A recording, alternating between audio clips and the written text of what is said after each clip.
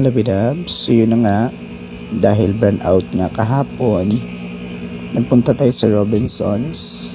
At dahil nakahanap ako ng pwede kong pagsaksakan, pwede makapag-charge, ayun, nakapag 30 minutes tuloy tayo na nakapag massage dito sa massage chair.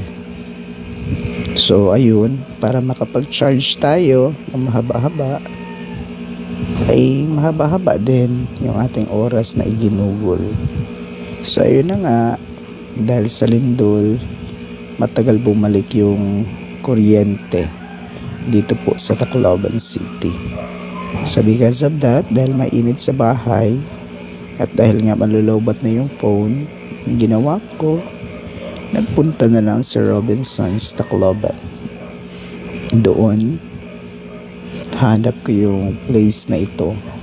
Pinakita ako maraming nakasaksak na mga phone charger, kaya lumapit din ako. Then para hindi naman masyado nakakahiya, makikipag-charge lang tayo. Ayun, sumalang tayo, sumalang yung butiki, charot. So ayun po, patay oras muna. Minsan-minsan kailangan din natin ito. Kailangan din ng ating katawan yung mabanat-banat at makatry ng mga machine na ganito.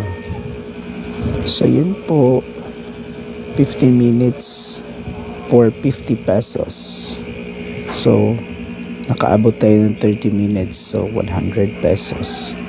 Ganun pa man, masarap sa pakiramdam, masarap sa katawan, masarap din sa paa, lalo na't nakaka-experience ako ng manhid sa paa. So yun lamang po. Thank you Lord, thank you Jesus. Bye mga labidabs, have a wonderful afternoon.